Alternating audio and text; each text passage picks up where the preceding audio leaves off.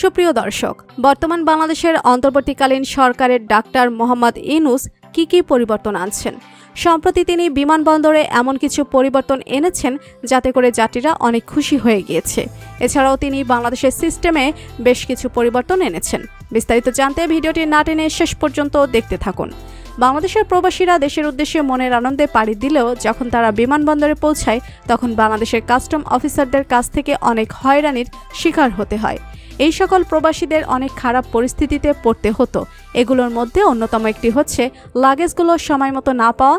এছাড়াও রয়েছে লাগেজ চুরি এবং লাগেজ কেটে মালামাল বের করে নেওয়া।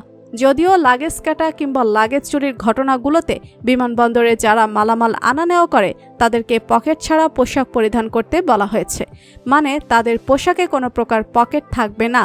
কিন্তু এরপরেও এটার কোনো ভালো ফলাফল আসেনি। কিন্তু এখন সেবার মানে যে সকল পরিবর্তন এসেছে তার মধ্যে উল্লেখযোগ্য হলো বিনা কারণে লাগেজ ভাঙলে বা কোনো কিছু চুরি হলে কর্মীদের বেতন থেকে সে টাকা কাটা হবে।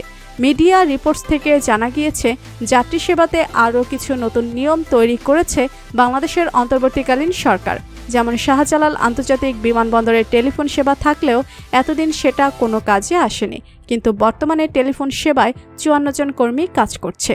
এছাড়াও আরেকটি সুবিধা হচ্ছে এয়ারপোর্টে ফ্রি ওয়াইফাই ইউজ করা যাবে, তবে এই ফ্রি ওয়াইফাই লিমিটেড হচ্ছে 1 ঘন্টা পর্যন্ত। এছাড়া বিমানবন্দরে পৌঁছে যেন যাত্রীরা তাদের আত্মীয় স্বজনদের সাথে যোগাযোগ করতে পারে সেজন্য 10টি টেলিফোন বুথ রাখা হয়েছে। সেখান থেকে আত্মীয় স্বজনদের সাথে ফ্রিতে ইমার্জেন্সি যোগাযোগ করা যাবে। এছাড়াও প্রবাসী যাত্রীদেরকে বিশেষভাবে গুরুত্ব দেওয়া হচ্ছে। এছাড়াও কয়েকদিন আগে অনলাইনে একটি ভিডিও ভাইরাল হয় যেখানে দেখা গিয়েছে ডক্টর মোহাম্মদ ইউনূসের মতো একজন ভিআইপি ব্যক্তি জ্যামের ভিতরে বসেছিল। ডক্টর মোহাম্মদ ইউনূস বাংলাদেশের প্রধান উপদেষ্টা হওয়া সত্ত্বেও জ্যামের ভিতরে আটকে ছিলেন, যদিও সেখানে তার জন্য সিকিউরিটি ছিল। বাংলাদেশ নিরাপত্তা প্রোটোকল অনুযায়ী রাষ্ট্রপতি ও প্রধানমন্ত্রীর গাড়ি চলাচল করার সময় সড়কের এক পাশ খালি করে দিতে হবে।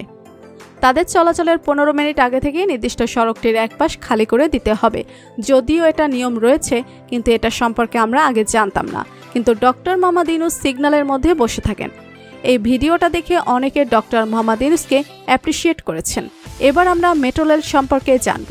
মেট্রো রেলের যে ক্ষয়ক্ষতি হয়েছিল এর আগে ওবায়দুল কাদের বলেছিল এই মেট্রো রেল ঠিক করতে প্রায় 1 বছর সময় লাগবে। অনেক সময় এমনটাও বলা হয়েছে যে মেট্রো রেলের যে ক্ষয়ক্ষতি হয়েছিল সেটা ঠিক করতে 300 কোটি টাকার মতো লাগবে। তবে পরবর্তীতে অনুসন্ধান করে জানা যায় মেট্রো রেলে যে ক্ষয়ক্ষতি হয়েছে সেটা ঠিক করতে 50 কোটি টাকা লাগবে। 50 কোটি টাকা ব্যয় করলে এটি আবারও আগের মতো ঠিক হয়ে যাবে।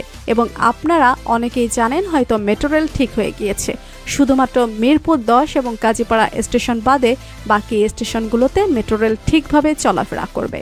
সুপ্রিয় দর্শক, বর্তমান বাংলাদেশের অন্তর্বর্তীকালীন সরকারের প্রধান উপদেষ্টা ডক্টর মোহাম্মদ ইউনূসের পরিবর্তনগুলো আপনার কেমন লাগলো জানিয়ে দিন কমেন্ট করে। আর ভিডিওটি ভালো লেগে থাকলে একটা লাইক দিয়ে চ্যানেলটি সাবস্ক্রাইব করুন। ধন্যবাদ।